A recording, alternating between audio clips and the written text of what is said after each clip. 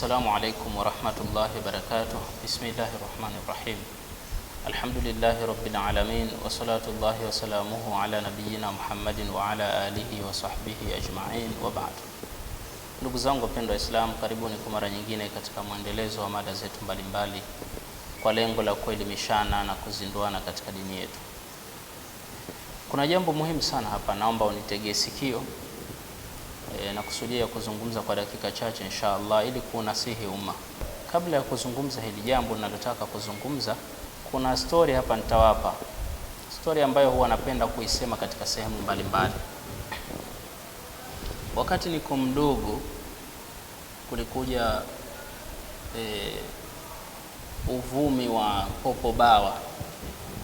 Sina uhakika mimi kwamba ni kweli walikuwepo viumbe hao wanaoitwa popo bawa, labda majini walikuwa wanaingia kwenye majumba ya watu au wanga. Sina uhakika kama hili lilikuwa linawapata baadhi ya watu kutokana na viumbe wa ajabu, lakini nichukue kwa ujumla wa kile ninachokifahamu kwamba miaka ya nyuma hapo, nadhani mnamo 2004 na 5 au pengine 2003, miaka hii sina uhakika ilikuwa ni mwaka gani hasa. Basi kulikuja hizo story za popo bawa. Popo bawa. Kuna usiku mmoja mimi nikiwa na hofu kutokana na yale yanayoelezwa mitaani. Unajua kila mtu alikuwa anazungumza tena na story zake. Kila mtu tena na uongo wake. Sijui popo bawa anakubaka. Yaani kuna story nyingi tunazisikia utotoni. Sasa usiku mmoja tukiwa tupo kwenye mtaa wetu, kuna jirani yetu mmoja ambaye alikuwa kijana wakati huo, akapandisha mashetani, kelele, vurugu, akapiga mbio kuzunguka ule mtaa. Alipomaliza akarudi pale, kawa na garagara chini hapo. Sasa yani hapo ndo manake jini kapanda, ndo anazungumza, anasema kwamba yeye nimekuja kuokoa watu hivi na hivi. Basi kuna mama mmoja, mimi wakati huo ni mdogo, lakini ile kauli mpaka leo naikumbuka, ili nikaa sana kichwani. Kuna mama mmoja akasema, anamwambia yule mtu ambaye anagaragara pale ndo amepandisha jini, anamwambia basi, yani ndo anakusudia anazungumza na huyo jini, basi usikae mbali utulinde. Kauli ile nilishangaa tukia nipo mdogo mpaka leo. Nikawa najiuliza, yani walindwe na jini, kwa nini watu wasiombe dua wakaomba walindwe na Allah? Nikawa nashangaa sana. Lakini kuna jambo jingine ambalo nilikuwa najiuliza tokea nikiwa mdogo kutokana na kadhia hii ya popo bawa. Nikaja nikapata majibu yake nilipokuwa mtu mzima. Sasa nilikuwa nikijiuliza, yule jini ambaye alikuja akasema mimi nimekuja kusaidia watu, nimefukuza popo bawa, alikuwa ameshaingia hapa mtaani. Kwa nini yule jini alikuja kumvaa yule mtu? Na tena yule mtu alimfukuza popo bawa, lakini wakati anamfukuza yule mtu ndo amevaliwa na jini, anafukuza kwa miguu. Sasa nikawa najiuliza tokea niko mdogo, najiuliza kwa nini yule jini moja kwa moja asimshike yule popo bawa huko kwa huko, juu kwa juu huko, lazima aje kwa binadamu. Akija kwa binadamu hawezi kumpata popo bawa, kwa sababu popo bawa yeye ni jini. Kwa hiyo ili umpate, manake ilikuwa amalizane naye huko kwa huko, kama hewani kwa hewani, huko kwa huko. Kwa nini sasa aje kwa binadamu? Nikawa najiuliza sana swali hili, kwa sababu ilikuwa inatokea sehemu nyingi. Utasikia sehemu fulani kuna mtu kapandisha shetani huko, sehemu fulani nyingine kuna mtu kapandisha jini hivi na hivi, story kama hizo. Popo bawa lilikuwa limeingia mtaani. Sasa kwa nini hawa majini kama kweli wanataka kusaidia binadamu, kwa nini wasiwakamate tu huko kwa huko mapopo bawa? Lazima waje wavae binadamu kwanza, alafu binadamu eti ndio wafukuze popo bawa kwa miguu, ambapo inashindikana. Sasa mimi sitaki kuzungumza kuhusu kudhibiti jambo la popo bawa au kuto kudhibiti, lakini kwa asilimia kubwa ninachokiona mimi, hata ile popo bawa ulikuwa ni uvumi tu. Lakini nilichojifunza ni kwamba kumbe hata majini wanapokuwa na mpango wao fulani kwa binadamu, wakati mwingine hutengeneza taharuki ili kufikia malengo ya lile walilolikusudia. Yani shetani ni sifa tu, kwa maana yule jini ambaye ameshaasi, mkorofi. Jini mkorofi anapokusudia ima kuwateka binadamu awanyenyekeze kwake, yani wale binadamu wanyenyekee kwake, au akawa na lengo lake jingine, basi hutengeneza taharuki fulani na story fulani. Unaweza kumkuta mtu amepandisha shetani, halafu anasema mimi naumia huyu kiti asiposwali, nataka aswali, au hapa kwenye nyumba pamezikwa kitu kibaya. Kumbe ni uongo. Yeye mwenyewe tayari ni fasik, ni muovu, kwa sababu katoka kwenye maisha yake huko, ameyavamia maisha ya binadamu. Lakini anakutekeni akili kujifanya kwamba ana imani, anatengeneza story na taharuki fulani hivi ili mumnyenyekee na mumshirikishe Allah, nyenye muingie katika shirki. Kwa mwisho wa siku mtasema tuandae chano, utusaidie, utulinde, mtamwamini yule shetani. Kwa hiyo majini wakati mwingine hutengeneza taharuki kwa binadamu ili pengine wanyenyekewe, au kuna vitu vyao fulani watimize. Hutengeneza story kama labda kwenye nyumba pamezikwa kitu, au story kama hivyo, sijui kuna kitu kibaya kimekuja, vitu kama hivyo. Sasa hili ndilo ambalo nilikuja kuligundua baadaye sana, sio kule utotoni. Utotoni nilikuwa nikijiuliza tu kwa nini iwe hivi, lakini sasa hivi nimeelewa. Sasa na kwa upande wa binadamu, kwa binadamu ndio hivyo.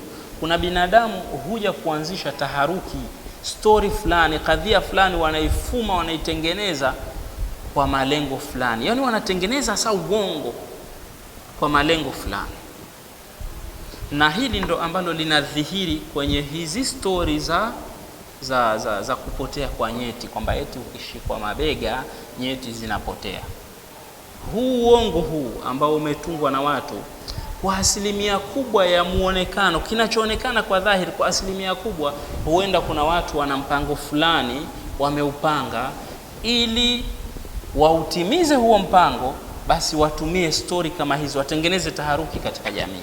Hilo la kwanza. Lakini pengine ni mtu tu mmoja wawili walianzisha uongo huo ukaenea, na ndivyo uongo wakati mwingine unavyoanza.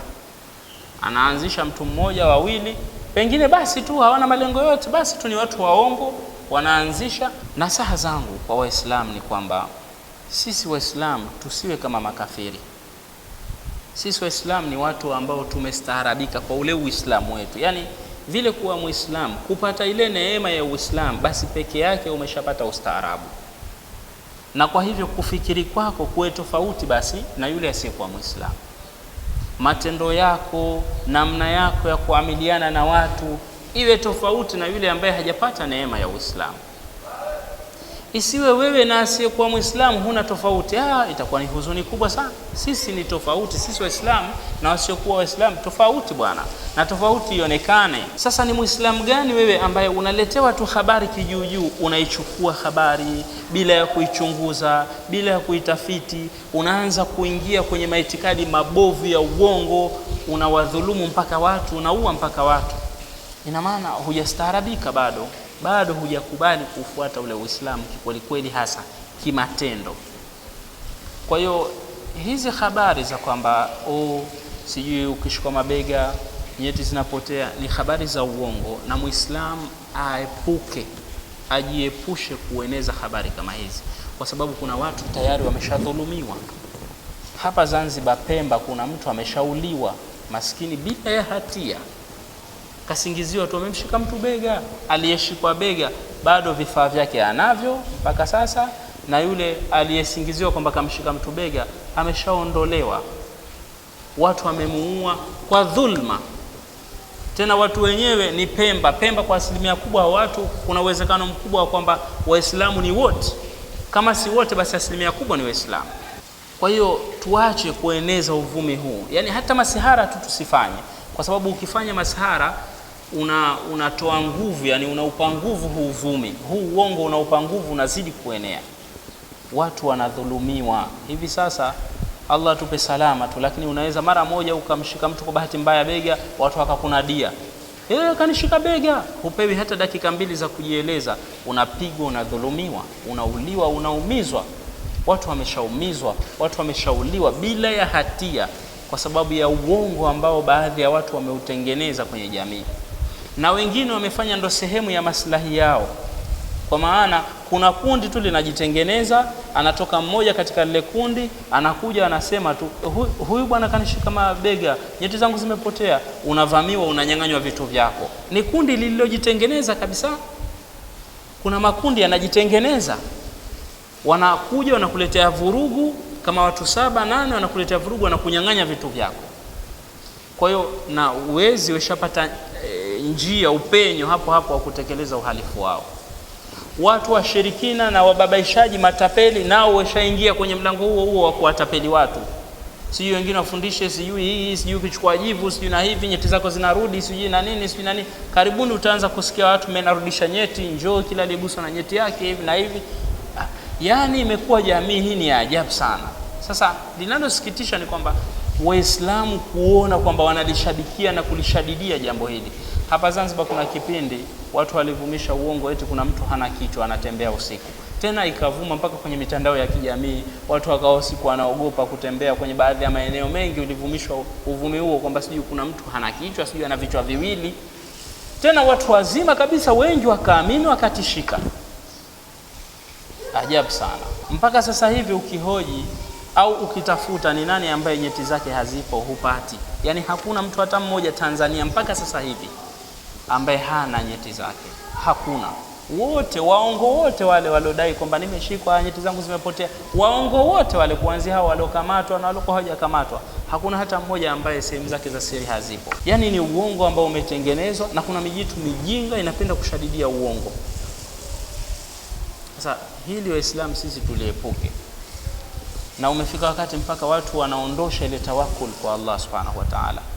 Mtu anaamini eti kipini kile eti ndo kitazuia yeye asichukuliwe nyeti zake, na vitu vya ajabu kweli kweli. Kuamini vitu vya kijinga kabisa kwa Muislamu ni aibu hasa. Hebu turudi katika mstari. Sisi Waislamu unapopata habari, Allah anasema injaakum fasiqun binaba'in fatabayyanu ya ayyuhalladhina amanu injaakum fasiqun binaba'in fatabayyanu.